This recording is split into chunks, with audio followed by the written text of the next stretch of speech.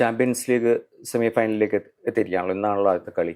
അപ്പോൾ ഞാനതിൽ ദിലീപിന് തീരെ താല്പര്യമില്ലാത്തൊരു മേഖലയിൽ കൂടി ഇങ്ങനെ പോവായിരുന്നു, ഈ ബെറ്റിംഗ് സംഗതികളിലൂടെയൊക്കെ. അപ്പോൾ അതിൽ ഏറ്റവും രസകരമായിട്ട് എല്ലാ ബെറ്റിംഗ് സോഴ്സസ് എന്നുള്ള സംഗതികൾ എന്താണെന്ന് വെച്ചാൽ ബയൺ മ്യൂണിക്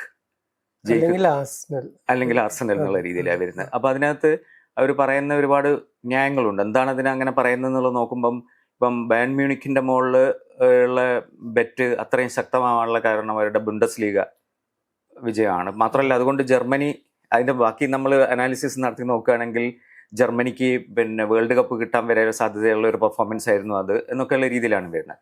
പക്ഷെ അതൊരു ഒരു ഒരു ഫുട്ബോൾ അനാലിസ്റ്റിനെ സംബന്ധിച്ചിടത്തോളം അതിനെ മൈൻഡ് ചെയ്യേണ്ട കാര്യമില്ല, ദിലീപ് തീരെ മൈൻഡ് ചെയ്യേണ്ട കാര്യമില്ല. എന്നാലും ഞാൻ ചോദിക്കുകയാണ്, എന്താണ് ഈ കളികളിൽ ആദ്യ പാദം വെച്ച് രണ്ടാം പാദത്തിലേക്ക് പോകുമ്പോഴും എങ്ങനെയാണ് ദിലീപ് ഈ കളീനെ കാണുന്നത്?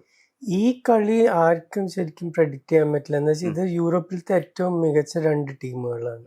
ശരിക്കും ഇത് ഫൈനൽ ആവേണ്ട കളിയാണ്. PSG Bayern. ഞാൻ നേരത്തെയും പറഞ്ഞിട്ടുണ്ട്, ഏറ്റവും കംപ്ലീറ്റ് ആയിട്ടുള്ള രണ്ട് ടീംസ് ഇത് രണ്ടുമാണ്. അപ്പൊ അത് ഓരോ ദിവസത്തെ ഇപ്പൊ കഴിഞ്ഞ ബയൺ റയൽ മാഡ്രിഡ് മാച്ചില് മാനുവൽ നോയർ ഈ തലമുറയിലത്തെ ഏറ്റവും മികച്ച ഒരു ഗോൾ കീപ്പർ എന്ന് തന്നെ പറയാം. അദ്ദേഹത്തിന്റെ ഭാഗത്തുനിന്ന് ഒരു തെറ്റ് പറ്റി. അപ്പൊ അങ്ങനത്തെ ഒരു സംഭവം മതി ശരിക്കും ഒരു കളി മാറാൻ.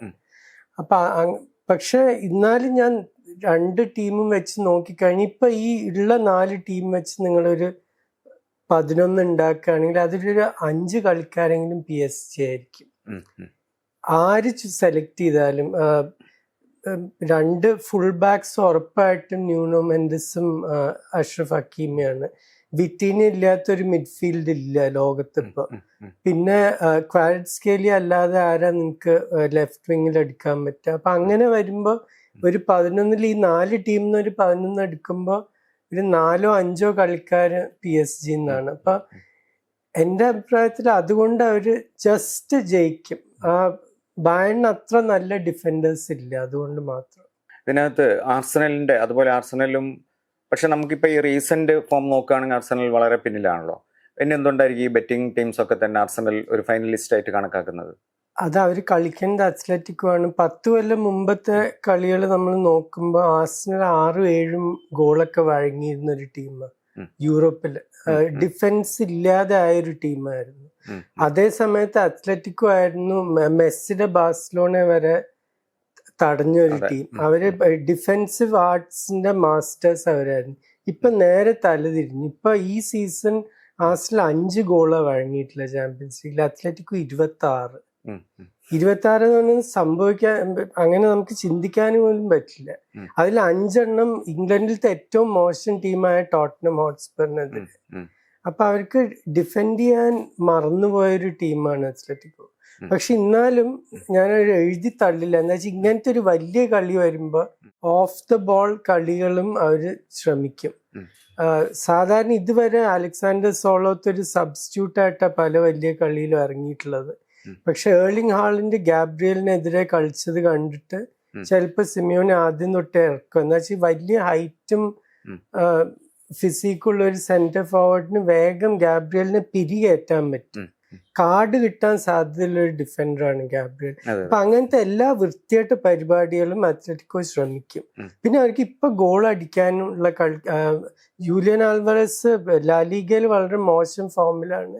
ചാമ്പ്യൻസ് ലീഗിൽ അതിന് നേരെ വിപരീതം ഗോൾ അടിച്ചുകൊണ്ടിരിക്കുകയാണ്, അതും ഭയങ്കര ഹൈ ക്ലാസ് ഗോൾസ്. അപ്പൊ അത് കാരണം ആർസനലാണെങ്കിൽ എത്ര ഒരു കളി ഡോമിനേറ്റ് ചെയ്താലും അത് ഫിനിഷ് ചെയ്യാനുള്ള ആ ഒരു എ ലിസ്റ്റ് സെന്റർ ഫോർവേഡ് ഇല്ല.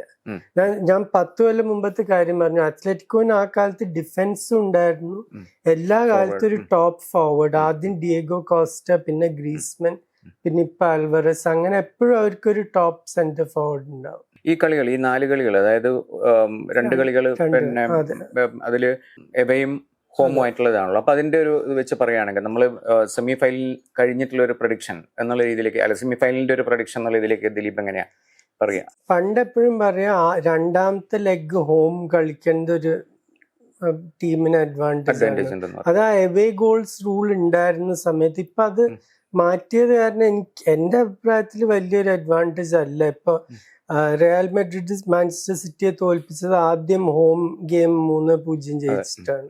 അപ്പൊ അതുപോലെ ഇപ്പൊ ഇന്ന് PSG ആണ് ഹോം ടീം.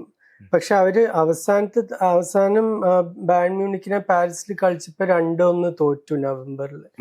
ആ തവണ സംഭവിച്ച തെറ്റുകൾ അത് രണ്ടും ഈ രണ്ട് ടീമുകളും ഏറ്റവും മികച്ച പ്രസ്സിംഗ് ടീംസാണ്. അവര് ശരിക്കും ചെന്നായകളെ അഴിച്ചു വിടണ പോലെ അവര് രണ്ട് ടീമുകളും അതിലും ഈ രണ്ട് ടീമിൽ വെച്ചിട്ടും പക്ഷെ ബയണാണ് മറ്റേ ഒപ്പോണന്റിന്റെ ബോക്സിനടുത്ത് ഏറ്റവും അധികം ബോൾ തട്ടിയെടുത്തിട്ടുള്ള ടീം.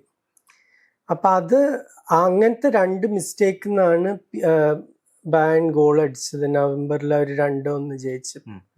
അപ്പൊ തീർച്ചയായിട്ടും അവരുടെ സ്ട്രാറ്റജി അത് തന്നെയായിരിക്കും, വളരെ ഹൈ ആയിട്ട് പ്രസ് ചെയ്യും. പിന്നെ ബയണിനെതിരെ കളിക്കുമ്പോൾ ഒരു പ്രശ്നം എന്താ വെച്ചാൽ ഹാരി കെയ്ൻ, എല്ലാവരും ഹാരി കെയ്ന്റെ ഗോളിനെ പറ്റി മാത്രം സംസാരിക്കും. പക്ഷെ ഹാരി കെയ്ന്റെ മൂവ്മെന്റ് ടോപ്പ് ക്ലാസ് ആണ്. ഏതൊരു കുട്ടിയും സെന്റർ ഫോർവേഡ് കളിക്കാൻ പഠിക്കുകയാണെങ്കിൽ ഹാരി കെയ്ന്റെ സെന്റർ ഫോർവേഡ് പ്ലേ കാണിച്ചു കൊടുക്കണം. പക്ഷെ ഇടയ്ക്ക് കെയ്ൻ ഡീപ്പായിട്ട് വരും. അപ്പൊ ഒരു സെന്റർ ബാക്കെങ്കിലും കൂടെ വരണം. ആ ഗ്യാപ്പിലേക്കാണ് ലൂയിസ് ഡിയാസോ ഒളീസോ ഓടി എത്തുന്നത്. അപ്പൊ അങ്ങനത്തെ കെയ്ന്റെ മൂവ്മെന്റും പാസിങ്ങും കാരണം കുറെ ഗോൾസ് സെറ്റ് ചെയ്തിട്ടുണ്ട് ബയണിന് വേണ്ടി. പക്ഷെ അതേപോലെ ട്രാൻസിഷനിൽ ഏറ്റവും ലീത്തലായിട്ടുള്ള ഒരു ടീം PSG ആണ്. ഡിഫൻസിന്ന് ഹക്കീമിന്റെ അടുത്ത് ബോൾ കിട്ടിയ 2 സെക്കൻഡ് കൊണ്ട് അപ്പുറത്ത് ഗോളാവും. ഹക്കീമി, വിറ്റീനിയ, അവിടെ ക്വാരറ്റ്സ്കേലി, ഇവിടെ ഡുവെ, അവിടെ ഡെംബെലെ, അങ്ങനെ. അപ്പൊ രണ്ട് ടീമിനും ഈ കഴിവുണ്ട്. ഏതൊരു സിറ്റുവേഷനും ഗോൾ അടിക്കാൻ പറ്റും. പക്ഷെ എൻ്റെ അഭിപ്രായത്തിൽ ആകെയുള്ള ഒരു വ്യത്യാസം ഈ ബയണിന്റെ full backs Konrad Laimer, Stanisic, ഇവരാ ഹക്കീമി, മെൻഡസ് ആ ക്ലാസ്സിലല്ല. അവർക്ക് കളിക്കേണ്ടത് ക്വാരറ്റ്സ്കേലിയുടെയും ഡുവേയുടെ എതിരെയാണ്. അത് അവരെ തടയാൻ പറ്റുമോ എന്ന് എനിക്കൊരു സംശയം. ഇപ്പൊ ആർസണലിന്റെ ഒരു കാര്യം പറയുകയാണെങ്കിൽ ഈ മാഞ്ചസ്റ്റർ സിറ്റി ആയിട്ടുള്ള തോൽവി അവരുടെ ഒരു കോൺഫിഡൻസിന് അത്രമാത്രം ബാധിച്ചിട്ടുണ്ടാവും? അത് ബാധിച്ചിട്ടുണ്ടെന്ന് എനിക്ക് തോന്നുന്നില്ല. എന്ന് വെച്ചാൽ ഈ കഴിഞ്ഞ കളി ന്യൂകാസിലായിട്ട് വളരെ ടഫായിട്ടുള്ള കളിയായിരുന്നു. എന്താ വെച്ചാൽ അവരുടെ മേലെ മാനസികമായിട്ട് വളരെയധികം പ്രഷർ ഉണ്ടായിരുന്നു. പിന്നെ ന്യൂകാസിൽ തീരെ എളുപ്പമായിട്ടുള്ളൊരു ടീമല്ല കളിക്കാൻ. എന്ന് വെച്ചാൽ ഒരു ഫിസിക്കലായിട്ടുള്ള ഒരു ട്രഡീഷണൽ ഒരു ഇംഗ്ലീഷ് ടീമാണ്, വളരെ ഫിസിക്കൽ ടഫായിട്ടുള്ള ഒരു ടീം. അപ്പൊ അവരുടെ എതിരെ പൊരുതി ജയിക്കുക എന്ന് പറഞ്ഞാൽ ചില്ലറ കാര്യമില്ല. അത് എത്ര നല്ലൊരു ന്യൂകാസിൽ ടീം അല്ല ഈ സീസൺ, എന്നാലും കൂടി അവർ എളുപ്പത്തിൽ തോൽക്കണ ഒരു ടീമല്ല. അപ്പൊ ആ ഒരു ജയത്തിൽ നിന്ന് അവർക്ക് കുറെ കോൺഫിഡൻസ് കിട്ടിയിട്ടുണ്ടാവും. പക്ഷെ ഇപ്പോഴും ആദ്യം നമ്മൾ മറ്റേ പോയിന്റിലേക്ക് വരിക, ഗോൾ അടിക്കാൻ നിങ്ങൾ ചാൻസ് സൃഷ്ടിക്കാൻ അനേക കളിക്കാരുണ്ട്. പക്ഷെ ഈ ഒരു ലെവലില് നിങ്ങൾക്ക് ചിലപ്പോൾ 3-4 ഷോട്ടേ കിട്ടുള്ളൂ. അതില് 1-2 കൺവേർട്ട് ചെയ്യണം. അതിപ്പോ ഹാരി കെയ്ൻ ആണെങ്കിൽ നിങ്ങൾക്ക് അറിയാം അത് ഗോളാണ്, ഡെംബെലെ ആണെങ്കിൽ അത് ഗോളാണ്. അങ്ങനത്തെ ഒരു കളിക്കാരൻ ആർസണലിന് ഇപ്പൊ ഉണ്ടോന്നാണ് ഒരു സംശയം. നമ്മുടെ കോച്ചസിന്റെ, മാനേജേഴ്സിന്റെ ഒരു ഇത്തരം വളരെ പ്രസിംഗ് ആയിട്ടുള്ള ഒരു സിറ്റുവേഷൻ ആണ്. അപ്പൊ അതിലെന്തായിരിക്കും അവർ എടുക്കാൻ പോകുന്ന ഒരു ടാക്ടിക്സ് എന്തായിരിക്കും പ്രത്യേകിച്ചും? ഇതിൽ വേറൊരു വലിയ പ്രശ്നം ബയണിന് വരാൻ പോണ, ഇന്ന് വിൻസെന്റ് കമ്പനി സസ്പെൻഡഡ് ആണ്. അപ്പൊ സ്റ്റാൻഡ്സ് കാണണം. ഇപ്പോഴത്തെ ടെക്നോളജി വെച്ചിട്ട് അസിസ്റ്റന്റ് കോച്ചിന് നോൺ സ്റ്റോപ്പ് കമ്മ്യൂണിക്കേഷൻ ഉണ്ട്. പക്ഷെ എന്നാലും അത് സെയിം അല്ല. അവിടെ ടച്ച് ലൈനിൽ നിൽക്കുന്ന ഒരു മാനേജറും അവിടെ സ്റ്റാൻഡിൽ ഇരിക്കുന്നതും തമ്മിൽ വലിയ വ്യത്യാസമുണ്ട്. ഇപ്പൊ ടാക്ടിക്കലായിട്ട് രണ്ടുപേരും, ഒരാള് ഗ്വാർഡിയോളയുടെ ശിഷ്യനായിട്ട് ആദ്യം കളിച്ചു, പിന്നെ മാനേജ്മെന്റിലേക്ക് പോയി. മറ്റാള് ബാഴ്സലോണ സിസ്റ്റത്തിൽ കൂടി വന്നതാ, ഗ്വാർഡിയോളെ പോലെ തന്നെ വന്നതാണ് ലൂയിസ് എൻറിക്കെ. അപ്പൊ രണ്ടുപേരും യൂറോപ്പിൽ തന്നെ ഏറ്റവും മികച്ച 2 കോച്ചസാണ്. പിന്നെ നല്ല മനുഷ്യന്മാരുമാണ്. കളിക്കാർ അതും നോക്കും. ഇപ്പൊ ഏതൊരു കളിയാന്ന് എനിക്ക് ഓർമ്മയില്ല, ബുണ്ടസ്ലീഗയിലത്തെ ഏതൊരു കളിയാണ്, അൽഫോൺസോ ഡേവിസ് എന്ന് പറഞ്ഞ ഒരു കാലത്ത് ലോകത്തെ ഏറ്റവും നല്ലൊരു ഫുൾ ബാക്ക് ആയിരുന്നു ബയൺ മ്യൂണിക്കിന്റെ. പരിക്കായിട്ട് ഇപ്പൊ കഴിഞ്ഞ 2 സീസണായിട്ട് ഇങ്ങനെ ടീമിൽ വരും, പിന്നെ ആദ്യം പുറത്താവും. അപ്പൊ മാനസികമായിട്ട് തളർന്നിരിക്കുകയാണ് ഇപ്പൊ അൽഫോൺസോ ഡേവിസ് ആ കളിയിൽ ഒരു ഗോള് സെറ്റപ്പ് ചെയ്തിട്ട് ലാസ്റ്റ് മിനിറ്റിൽ ബാൻ അത് ജയിച്ചു. എന്നിട്ട് കമ്പനിയും ബാക്കി കോച്ചസും മുഴുവൻ ഇവർ ഒരുമിച്ച് ഓടി ആ ഗോളിന്റെ പുറകിലേക്ക് ഇവനെ കെട്ടിപ്പിടിക്കാൻ. അപ്പൊ അങ്ങനത്തെ കാര്യങ്ങളും കളിക്കാരെപ്പോഴും ഓർമ്മിക്കും. അത് ആ ഒരു ഹ്യൂമൻ ടച്ച് ലൂയിസ് എൻറിക്കയ്ക്ക് ഉണ്ട്. ലൂയിസ് എൻറിക്ക പക്ഷെ റൂത്ത്ലെസ് ആണ്. അതിപ്പോ മെസ്സി ആയാലും എംബാപ്പെ ആയാലും ഒരു കളിക്കാരനെ തനിക്ക് വേണ്ടാന്ന് തീരുമാനിച്ചാൽ അവരെ ഒഴിവാക്കും. അപ്പൊ അതൊരു നല്ലൊരു കോച്ചിന്റെ ഒരു സൈനാണ് ശരി. പിന്നെ ഒരു കാര്യം കൂടി നമുക്ക് വിശകലനം ചെയ്യാവുന്നത് ഗോൾ കീപ്പേഴ്സിന്റെ ഒരു പെർഫോമൻസ് ആയിരിക്കും ഇതിനകത്ത്, ഈ 4 ടീമുകളും. അത് ദിലീപ് എങ്ങനെയാണ് അതിനെ റിവ്യൂ ചെയ്യുന്നത്? ഇപ്പോഴത്തെ ഫോം വെച്ച് നോക്കുകയാണെന്ന് വെച്ചാൽ ആർസണലിന്റെ ഡേവിഡ് റായ ആണ് ഏറ്റവും നല്ല കീപ്പർ. അതുകൊണ്ട് തന്നെ ഒരു കാരണം അവർ 5 ഗോൾ മാത്രം വഴങ്ങിയിട്ടുള്ള വളരെ നല്ല സെൻട്രൽ ഡിഫൻഡേഴ്സ് ആണ്. പക്ഷെ എന്നാലും ആ സെൻട്രൽ ഡിഫൻഡേഴ്സും ഗോളിയും തമ്മിലുള്ള ഒരു അണ്ടർസ്റ്റാൻഡിങ് ആണ് എപ്പോഴും ഒരു മികച്ച ടീമിന്റെ ഡിഫെൻഡിങ്ങിന് പിന്നിലുള്ളത്. അപ്പൊ ഡേവിഡ് റായ, പിന്നെ നോയർ എൻ്റെ അഭിപ്രായത്തിൽ കഴിഞ്ഞ 20 കൊല്ലത്തെ ഏറ്റവും നല്ല ഗോൾ കീപ്പറാണ്. പക്ഷെ ഇപ്പൊ പ്രായമായി തുടങ്ങുമ്പോൾ കോൺസെൻട്രേഷൻ ലെവൽസും കുറച്ച് ഡിപ്പ് ചെയ്യും. അതുകൊണ്ട് ചില കളിയിൽ റയലായിട്ടുള്ള ആദ്യത്തെ കളിയിൽ ഭയങ്കര പെർഫോമൻസ് ആയിരുന്നു. രണ്ടാമത്തെ കളിയായി പെട്ടെന്ന് നെർവസ് ആയിട്ട് കളിച്ചു. പിന്നെ അത്ലറ്റിക്കോന്റെ ഇപ്പൊ മുസോ ആയാലും മുമ്പുണ്ട ഓബ്ലാക്ക് ആയാലും ഒരു വളരെ നല്ല ഗോൾ കീപ്പേഴ്സ് ആണ്.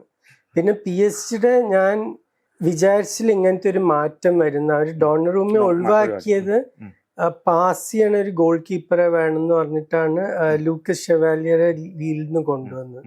പക്ഷെ എന്തോ ഇപ്പൊ ആദ്യം ഒരു ഷോർട്ട് സ്റ്റോപ്പറെ വേണമെന്ന് പറഞ്ഞിട്ടാണ് ഈ സാഫനോവ് റഷ്യൻ കീപ്പർ വന്നത്.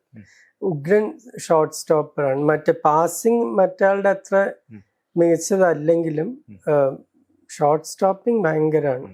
അപ്പൊ എല്ലാം 4 ശരിക്കും ടോപ്പ് കീപ്പേഴ്സ് ആണ്. പിന്നെ ഒരു കാര്യം പറയാൻ വിട്ടുപോയത്, ബയേൺ മ്യൂണിക്കിനുള്ള ഒരു എക്സ് ഫാക്ടർ, നമ്മൾ കഴിഞ്ഞ ലോകകപ്പിന് മുമ്പൊക്കെ ആരാണ് ലോകത്തെ ഏറ്റവും മികച്ച ചെറുപ്പമായിട്ടുള്ള കളിക്കാരൻ എന്ന് പറഞ്ഞപ്പോ ഒരു പേര് എപ്പോഴും വന്നിട്ടുണ്ടായിരുന്ന ജമാൽ മൂസിയാലയായിരുന്നു.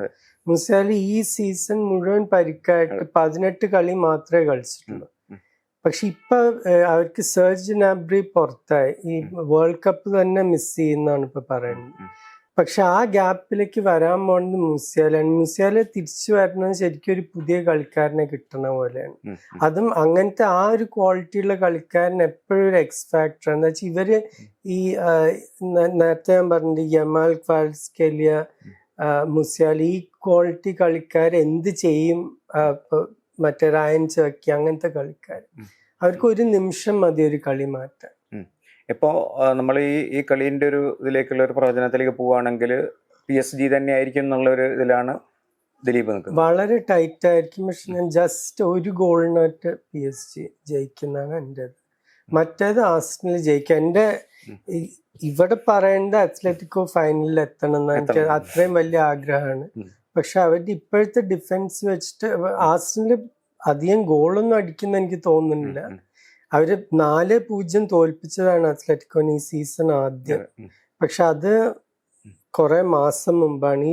ഇപ്പൊ അടുത്ത കാലത്ത് കളിച്ചിട്ടുള്ള ആർസണല് അങ്ങനെ ഓപ്പൺ ആയിട്ട് ഫ്രീ ആയിട്ട് കളിക്കുന്ന എനിക്ക് തോന്നുന്നില്ല. പക്ഷെ എന്നാലും അവരുടെ ഡിഫൻസ് കാരണം അവർ ഫൈനലിൽ എത്തുന്ന എനിക്ക് തോന്നുന്നു.